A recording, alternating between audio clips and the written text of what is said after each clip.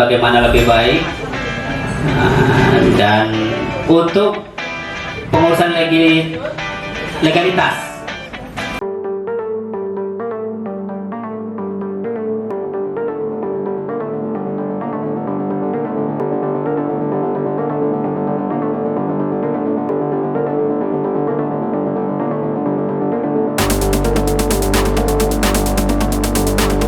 sekali terutama kuliner, tapi tidak diimbangi dengan pengurusan legalitas, sehingga ketika produknya disukai, ya disukai oleh karena dia jual melalui online shop atau sebagainya, konsumen dari luar negeri, ya, terbentur dengan legalitas. Kalau di kuliner mungkin BP POM, ya, Dinkes, ini BRT dan sebagainya. Kalau di craft fashion mungkin hak merek, terutama hak merek ini penting. Desain, watermark, mana? Kalau misalkan di Purwakarta untuk yang kria sudah ada proses pendataannya dari Bapak sendiri, ataukah ada komunitasnya juga, jadi boleh kemudian kita sharing untuk disertakan di dalam ekonomi kreatif, ataukah sudah ikut juga gitu, di beberapa kegiatan Kabupaten Kota lain, atau juga ada produk yang sudah sampai ekspor, jadi sudah ada berapa yang kemudian sudah terdaftar di hak intelektual itu, mereka bisa sharing mengenai itu. Baik. Untuk hal tersebut, untuk saat ini memang kita masih terbatas dalam pendataan mengenai pelaku usaha dalam bidang kria. Kalau sebenarnya nginduknya kami ke dinas koperasi dulu awalnya, koperasi. Kalaupun sekarang kria saya bergeser ke dinas lingkungan hidup karena jadi ada sedikit poinnya, memang kria kok ke lingkungan hidup kan gitu. Kita tata kelola limbah akhirnya. Limbah.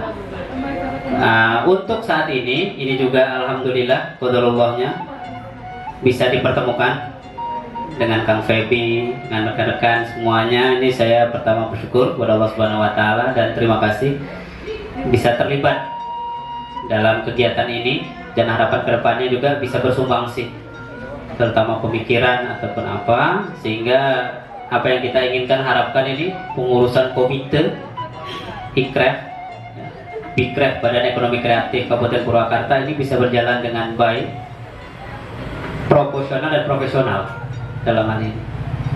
Nah, kembali tadi penyampaian dari pertanyaan Kang Febi mengenai ini, untuk kedepannya mungkin akan ada pendataan lebih lanjut, termasuk dari divisi Ikref Jabar di FBJ. Kita ada data, tapi sementara ini Purwakarta masih mencari.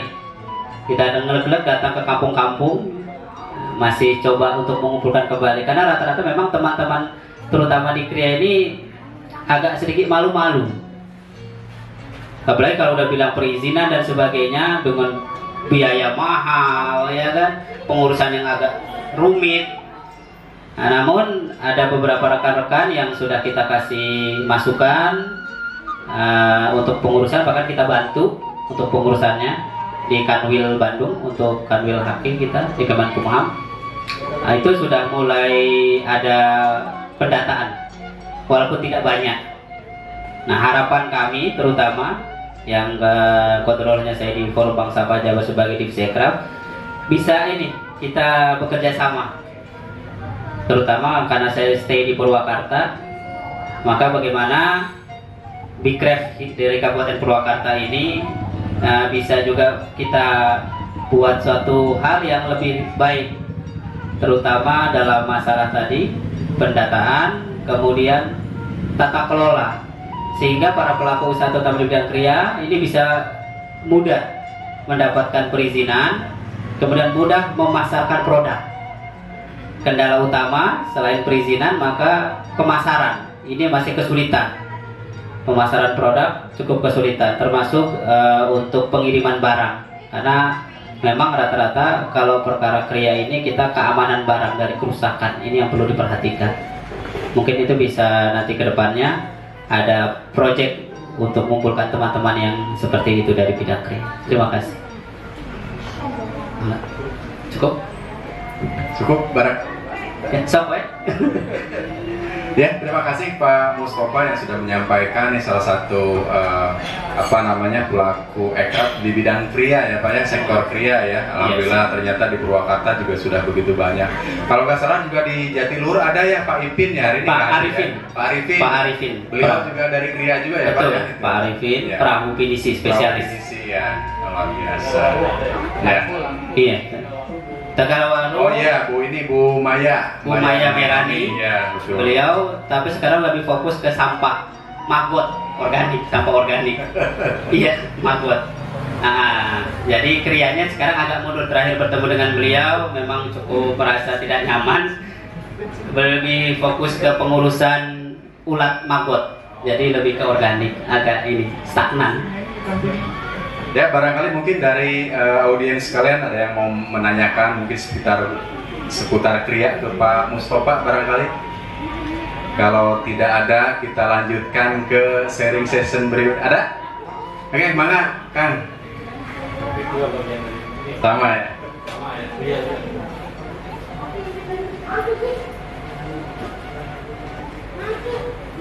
Maka ini Kang Taufik juga salah satu pelaku ekraf di Kecamatan Sukasari ya. Mungkin mangga silakan Pak Taufik untuk menyampaikan apa yang mau disampaikan. Mangga.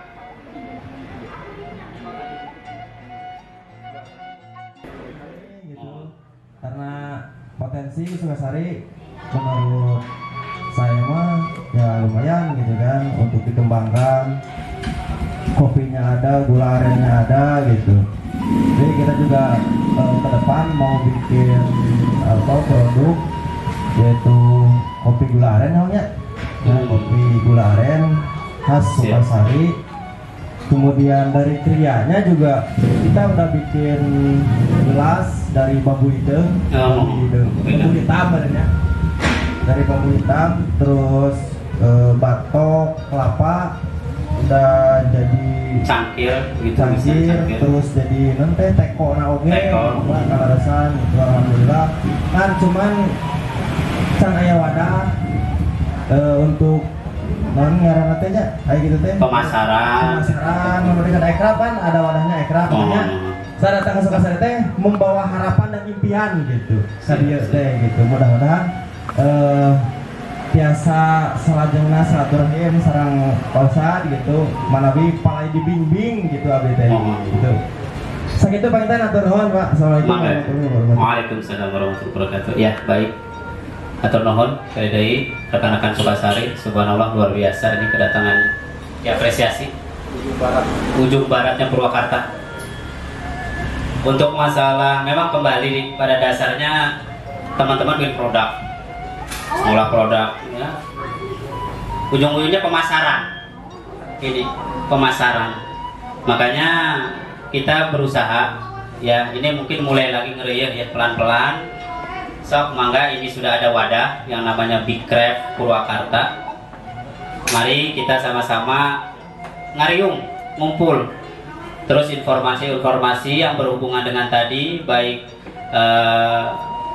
bimbingan teknis, bintek untuk itu kita nanti kedepannya bisa buat. Alhamdulillahnya saya bersama Bank Sampah Panulisan kita lagi mencoba membuat proyek Eco Village di Kiara Pedes, Wanayasa. Jadi mensinergikan antara pertanian, perkebunan, perikanan, kolam air tawar, sama desa wisata. Ya, kita lagi mencoba memproses hal itu.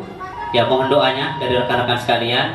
Minimal jadi salah satu nantinya destinasi wisata yang hubungannya langsung ke grassroots, ke akar rumput, ke masyarakat.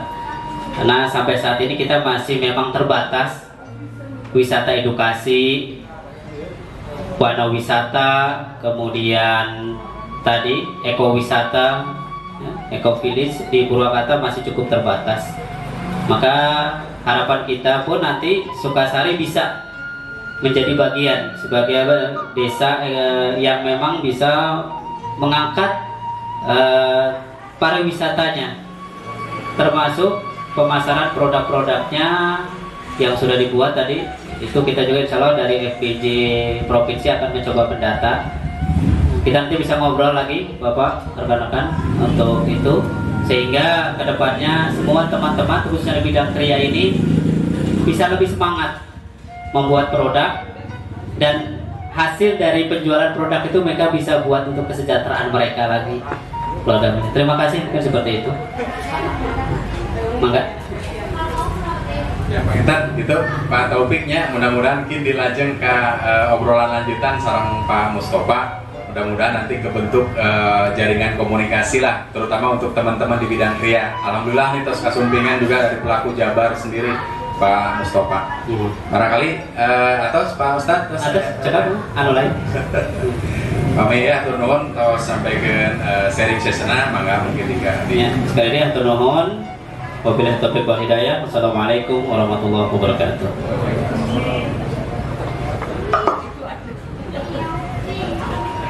Ya, atur nuhun Pak Mustofa, salah satu pelaku ekraf terutama bidang sektor kriya ya. Salah jengna ya aya request kalau resah ieu teh di acara ieu teh kasumpingan dosen ekonomi di bidang bisnis ya. Pak Gugum Muhdas Sudarja SMT Manawi biasa masihan apa namanya gambaran perkawis ekraf Manawi Pak Gugum di aturan masihan dia nama jangan apa ya mangga Pak Gugum. Beliau ini adalah dosen ekonomi bisnis di Universitas Pasundan ya Pak Gugum ya. Mudah-mudahan nanti kita akan terbuka wawasan kita soal ekonomi kreatif. Mangga punten ya, sakantanana juga aya di dia gitu disebutkan. Mangga Pak. Assalamualaikum warahmatullahi wabarakatuh. Hatur nuhun ka sadayana. Isin salasna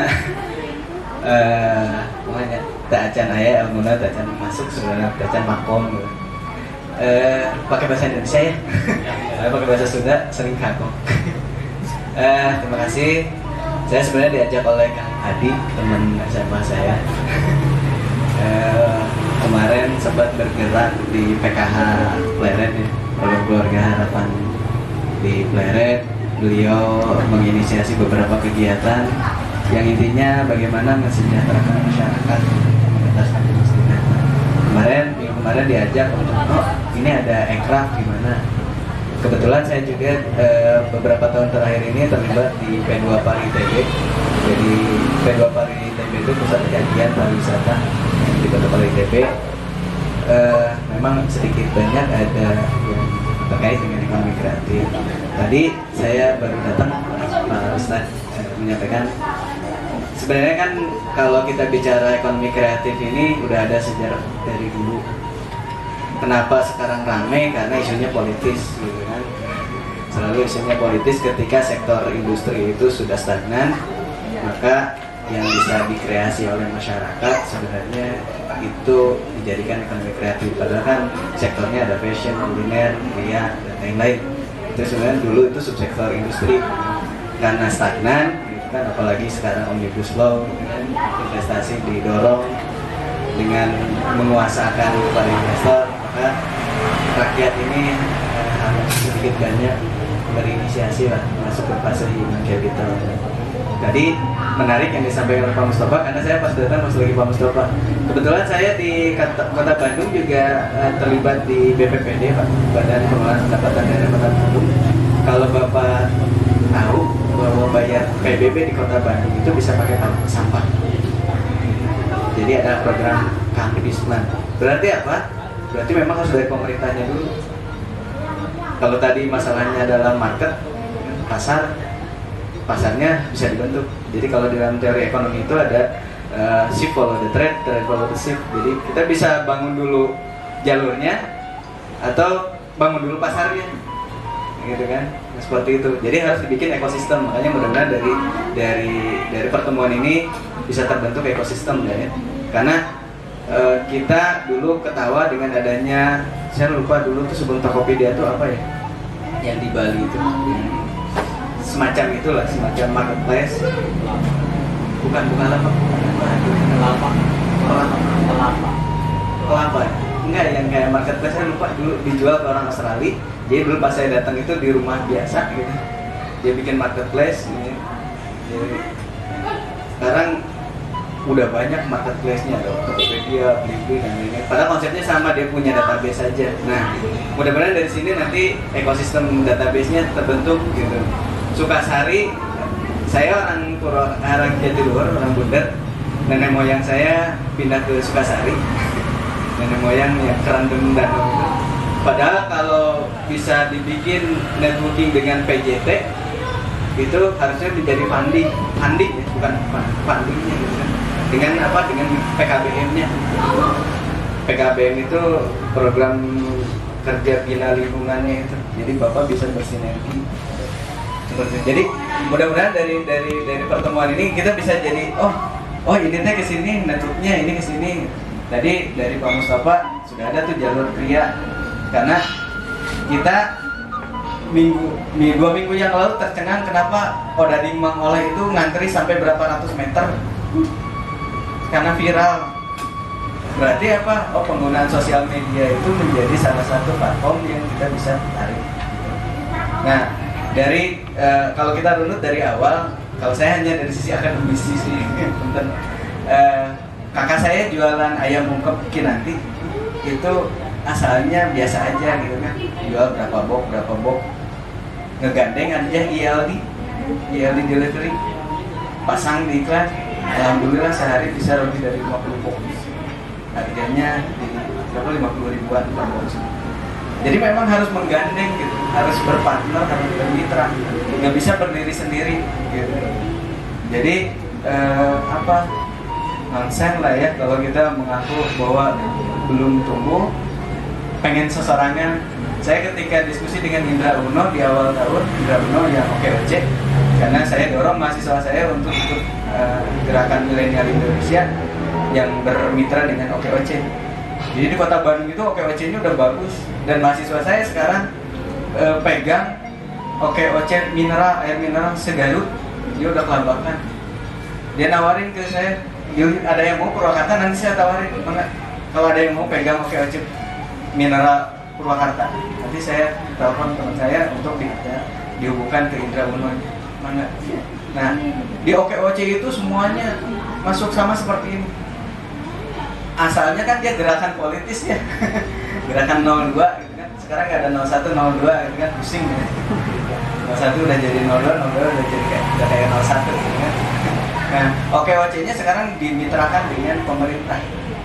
Jadi dia makanya masif gerakannya, dan mudah-mudahan di Purwakarta juga Bu Ane, Ambu itu harusnya aware gitu kan, harusnya aware bahwa industri di BIC itu udah stagnan, Hino udah tutup gitu kan.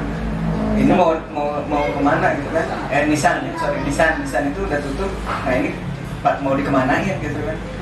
Yang idolnya, makanya di aircraft ini banyak orang sebenarnya punya ide, lihat internet gitu kan, browsing 1 jam 2 jam, punya gagasan, orang tuh sekarang larinya ke sini, tapi harus terus-terusan di R&D, harus terus-terusan di inovasi, karena kalau enggak stagnan, dia akan turun gitu. Mungkin tadi Pak Mustafa, saya terus-terusan ke Pak Mustafa, beralih beberapa kali, mungkin terakhir organik gitu, sekarang lagi kembangin organik. Teman saya Balai Pare Pak, sempat stres karena dia punya lahan di Karawang itu hampir berapa hektar gitu. Sempat stres, terus dia hilang, masuk rumah sakit jiwa di Bogor. Terus dia sekarang karena sering mainin internet tentang organik, dia S3 di Malaysia, pusing gitu kan tentang syariah. Nerapin di Indonesia-nya itu gimana, pusing gitu kan. Mentok gitu kan. Terus dia browsing tentang organik gitu, pupuk organik, petani organik dan lain-lain di internet Pak. Dulu tahun 2008 itu internet kan masih susah ya. Dia browsing di kampus tuh, datang ke kampus internet sampai suat malam, besoknya kayak gitu lagi gitu kan. Balai Pare sekarang omset sekali panen dia 1,2 M. Setahun 2 kali panen. Buah karya dari dia kontemplasi, terus dianggap stres, dan memang stres, masuk rumah sakit jiwa. Sekarang omsetnya gede. Sekarang dia lagi bikin radio komunikasi. Nanti insya Allah kalau nanti ada forum lagi, saya bawa orangnya sini, namanya Romo Sarman. Dan dia dapat penghargaan dari provinsi, dari Ahmad Heriawan. sebagai penggerak petani organik. Insya Allah nanti kalau ada waktu lagi saya bawa orangnya ke sini. Orangnya mah lucu lah. Kita juga nggak nyangka dia bisa segitu omsetnya. Datang ke kampus cuma makannya kayak gitu aja biasa, nggak kayak orang bener-bener miliuner. Nah, karena apa kata dia, gaya hidup itu harus dikesampingkan. Jangan memasukkan gaya hidup ke dalam kos, gitu, ke dalam biaya. Jadi dia kuasai dulu medannya, pelajari dulu. Nah, mungkin yang saya sampaikan ke Kang Hadi adalah jangan sampai di komunitas ini saling mengkanibal. Karena kan tadi ada ini ternyata sama nih unitnya, ekrab, kria, gitu kan, krianya sama. Oh itu laku geningan. Jangan sampai mengkanibal yang karena nanti jadinya jatuh dulu. Bapak Ibu harus tahu bahwa SHSD Sambal Hejo itu dulunya di Cibentang, karena jalan tolnya mati, karena jalannya mati terus masuk jalan tol, dia yang aslinya malah mati. Terus yang di Cigania itu dulunya itu ngontrak tetangganya ya. Dia nggak mau bayar royalti, tapi benar harus royalti itu harus paten itu benar.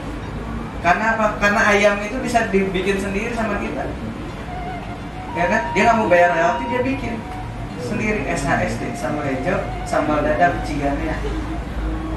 Terus Ibu Haji Cigania, Cijantung Pak, kita di kampus itu kalau makan rapat itu selalu order beberapa kali dari Ibu Haji Cigania. Sekarang dia nggak mau bayar royalti dan dia ganti jadi rumah makan. Nah, jadi pentingnya royalti dari Pak Pen itu menurut Pak Mustafa tadi memang penting. Jadi ibu udah capek, bapak ibu udah capek mikirin produk gitu kan seperti ini, nggak dipatenin, tidak dipatenkan gitu kan, ya selesai nanti. Untung dalam jangka pendek, tetapi dalam jangka panjang tidak sustain, tidak berlanjut seperti itu. Apalagi contohnya banyak ayam geprek gitu kan, ayam geprek terus yang lainnya. Jadi memang benar tadi saya catat bahwa legalitas itu penting. Kakak saya itu ngurus PIRT itu sampai ngerombak rumah. Karena apa? Memang harus produksinya harus terpisah dari dapur, dan itu harus penting. Kalau mau izin harus PIRT-nya dulu, baru nanti berikutnya. Saya waktu dengan Kang Hadi ini yang kerupuk RO itu sudah mau saya bawa ke kampus karena di kampus ada teknik pangan. Saya sudah minta kerjasama untuk dicek yang kualitas dan lain-lainnya. Nanti mudah-mudahan kita juga bisa bekerja sama dengan kampus. Jadi nanti teknik pangan itu mengecek di labnya bagaimana kualitas, standarisasi dan lain-lain. Karena kalau ekspor itu harus ada ingredient, terus kandungannya apa aja, terus apa aja yang digunakan, bahan pengawet atau tidak. Insyaallah nanti saya sudah ngobrol dengan Kang Hadi. Mudah-mudahan nanti menjadi jalan lah. Dan mudah-mudahan biayanya nggak mahal. Nanti kalau itu saya coba bernegosiasi karena di kampus juga sekarang kalau bapak dari pengen tahu hampir sebagian mahasiswa itu ketika lulus itu stres, apalagi sekarang wisudanya aja udah online gitu. Ya wisudanya udah online gitu kan. Sekarang kami itu bingung gitu nyetak lulusan di ekonomi apalagi harus kayak gimana, ada kantornya juga udah dikurangi dan lain-lain. Dan saya dapat info akan mulai stabil di September tahun depan.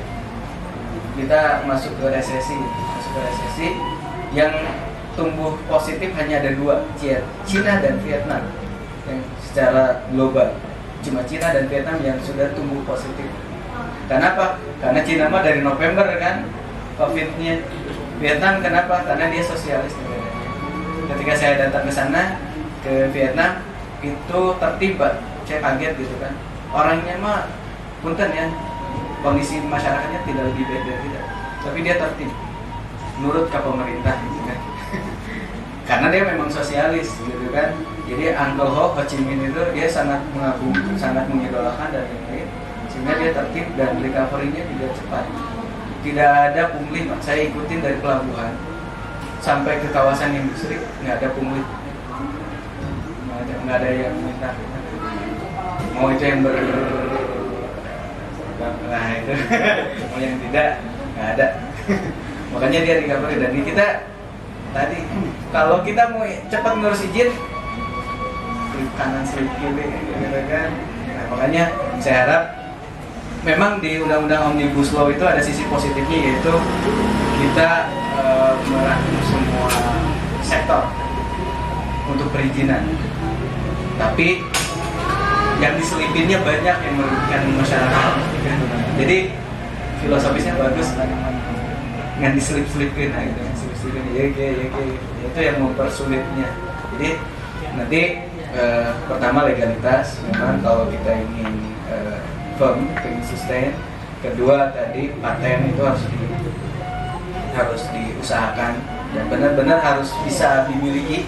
Biar apa? Biar bapak dan ibu bertahan gitu, bertahan. Jangan sampai seperti yang lain. Paten nanti kalau yang lain ikut ada royalti, ya. Terbentuklah ekosistem. Jadi ada pengepul, katakanlah di mana ada pengepul barang bekas, tinggal disalurkan ke Pak Mustafa. Tapi kriterianya apa aja? Nah itu ekosistem. Tidak mungkin sekarang kalau Bapak Ibu lihat banyak pemulung kalau itu tidak memiliki nilai ekonomis. Karena itu banyak berarti memiliki nilai ekonomis walaupun memang tidak terlalu besar. Dan selain di Kota Bandung itu sampai sekarang belum bisa beli insenerator mahal. Insenerator itu mahal untuk mendaur ulang ya, Pak. Ya kita mudah-mudahan nanti setelah ini Kang Febi atau Pak Ibi itu kita harus ada orang pemerintahannya biar dia serius gitu, biar yang di reform ini minimal dapat exception gitu untuk mengurus izin PIRT-nya. Itu harus dari willingness-nya harus dari pemerintah dulu, karena nanti mati dengan sendirinya, Pak. Ekraf itu saya ke beberapa daerah, Pak. Dia tanpa pemerintah pun hidup kalau yang udah hidup. Tapi kalau yang belum gimana? Harus distimulus, harus distimulus. Bapak Ibu tahu kan ada program bantuan pemerintah ya untuk UKM, tapi harus ada izin kan? Kalau nggak ada izin susah. Nah gitu.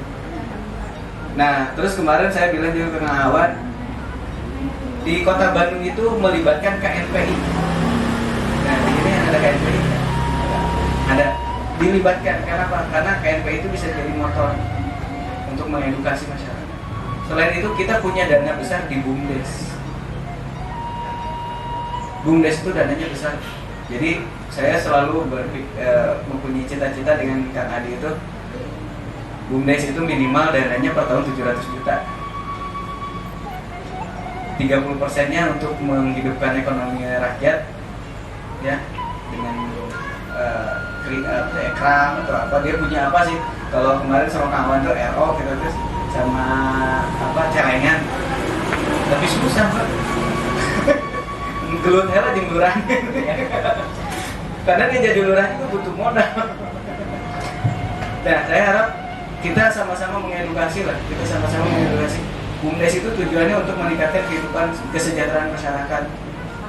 Saya ketika di Bekasi, Pak, saya bilang di Pemdanya, kalau BUMDes di Bekasi itu nggak mau pusing, gampang, beli franchise Alfamart, selesai. Karena di rumah saya nyewain Pak ke Indomaret sama ke Alfamart, per harinya 8 juta omset dia. Asalnya perjanjiannya adalah memasukkan komoditas lokal, keripik dan lain-lain. Di awal iya, lama-kelamaan bareng Pak. Kayak gitu. Jadi memang kalau pasar adalah masalah, kita cari yang bisa market itu datang. Karena apa? Karena kalau kita mengandalkan pariwisata Kota Purwakarta, miris Pak, punten miris. Kenapa? Yang datang ke sini dari luar itu bawa makanan sendiri Pak, botram.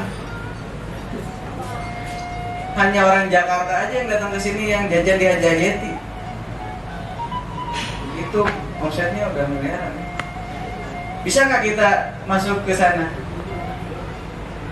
Karena itu pasarnya udah jelas kan, orang datang ke sana udah jelas kan. Bisa nggak kita masuk ke sana?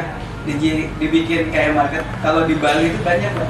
Jadi dia destinasi udah dibikin satu kawasan itu untuk pemasar. Ketika Kang Awan cerita rencananya di gedung apa Badan Koordinasi Bang Orwil untuk tempat nanti ekrab bagus, tapi harus tematik. Jadi nggak boleh terus-terusan itu karena kasihan yang lain gitu kan. Jadi dari unit-unit yang lain, sektor yang lain, kenapa Bang Orwil atau situ boleh bisa dijadiin titik? Karena orang banyak datang ke sana. Kita ada galeri Menong.